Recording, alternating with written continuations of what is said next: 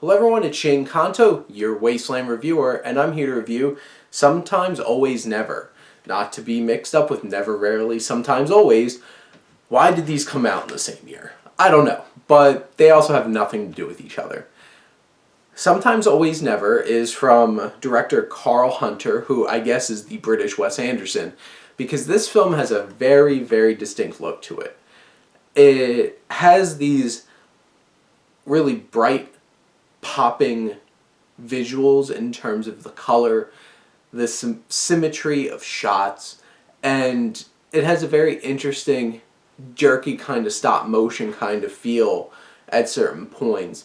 And I love how it feels like they're models when they're driving a car, or certain things feel so quirky and strange, but I thought it was really ambitious and intriguing how they set up this film in that way.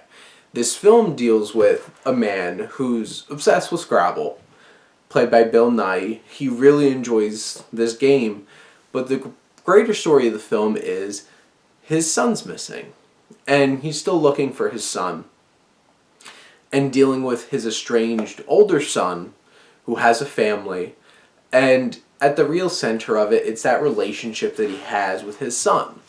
And Bill Nighy gives an absolutely great performance.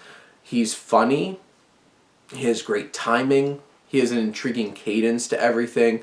He really matches the style that this film is constructed in, and he breathes it.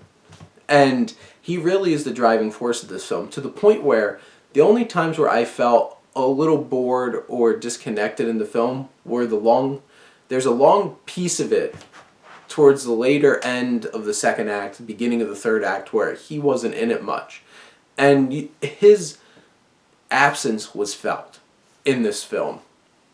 And it's an intriguing, tense... It's interesting watching a film where there's a lot of tension watching games of Scrabble, which you really wouldn't expect that, but this film does build some interesting tension. It has little mystery and intrigue to it. There's a lot of emotional heft.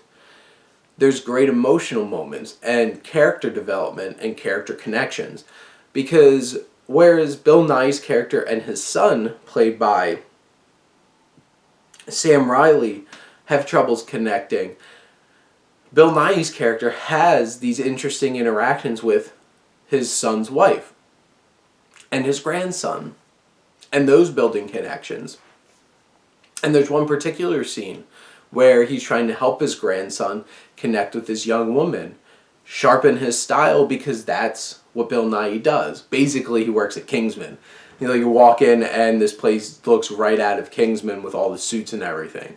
But he has this moment with his grandson where the title comes in, which I was wondering what the title meant, and there's a scene where you find out, and it has to do with suits, and that was a powerful scene. And this film has a lot of quirk to it and could have easily been lost in its own quirkiness, but it resonates emotionally and builds these character connections, and I really love this film.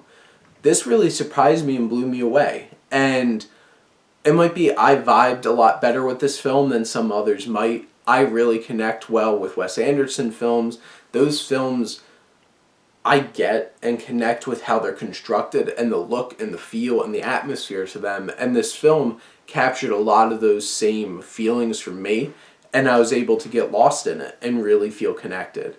And it's a gorgeous film. I absolutely loved it. I'm interested to see what some of you think of it. So this is you can rent this on Reading Cinema. I would really suggest checking out Sometimes Always Never. Yep, that's it. I kept getting those three words mixed up. But this is a really interesting and powerful drama with a tinge of some humor in it.